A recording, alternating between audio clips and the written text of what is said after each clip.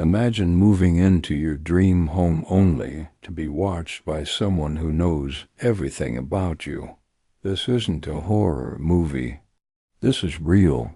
This is the story of The Watcher. In June 2014, Derek and Maria Broaddus purchased their dream house in Westfield, New Jersey. 657 Boulevard was a beautiful 6-bedroom house in a quiet, affluent neighborhood. They had 3 young children. Life was perfect until the letters came. The first arrived just days after closing the deal. It was handwritten with no return address. Dearest new neighbor at 657 Boulevard, allow me to welcome you to the neighborhood. I have been watching this house for decades now, and my grandfather before me.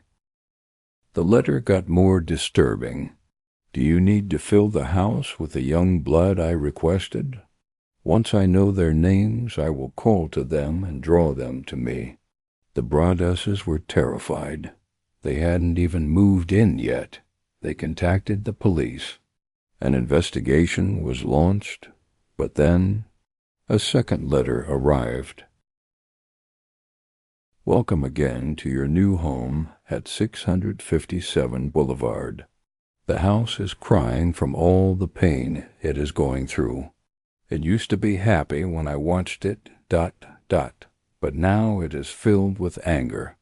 The watcher knew things no stranger should know, like the names and birth order of their children. He even described what rooms they were in. The police had theories. Was it a neighbor, a jealous buyer? They interviewed the previous owners, the Woods family, who admitted they'd received one strange letter just before moving out, but they thought it was just a prank. Detectives scanned fingerprints, questioned locals, even tracked down a man who played video games as the Watcher, but nothing stuck. Meanwhile, the Broaddusses installed cameras, alarms, and even hired private investigators. Still the letters kept coming. I see you've spoken to the police. That was a mistake. I walk by the house every day. Even a forensic linguist tried to analyze the letter's phrasing, but no suspect was ever found. Eventually, the stress became too much. The Broaddusses never officially moved into the house. They tried to sell it. No buyers. Who wants a stalker with their new mortgage? They even filed a lawsuit against the previous owners, claiming they failed to disclose the stalker letter, but the case was dismissed. Years later, they rented the home out, and even their tenants received a Watcher letter. As the letters kept coming, the Broaddusses began to unravel emotionally. They became obsessed with identifying the Watcher. Derek would stay up late, mapping neighbors and theorizing motives. Maria started seeing a therapist to cope with the anxiety. They suspected nearly everyone. A neighbor who seemed too curious. A man caught peering into the mailbox. Even local teens. Default text. Meanwhile, the case exploded in the media. People across the country were captivated. Everyone had a theory, but no one had answers.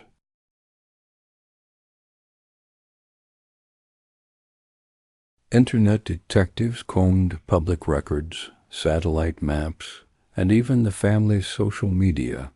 Some accused the Broaddusses themselves, saying they made it all up.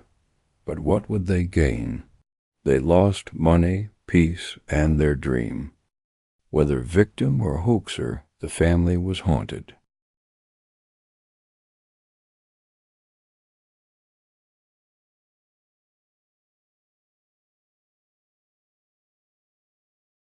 To this day, no one knows who the Watcher is. The house still stands, quiet, watching, Is the watcher still out there? Or was it all ... an elaborate hoax? One thing is certain. At 657 Boulevard, someone is always watching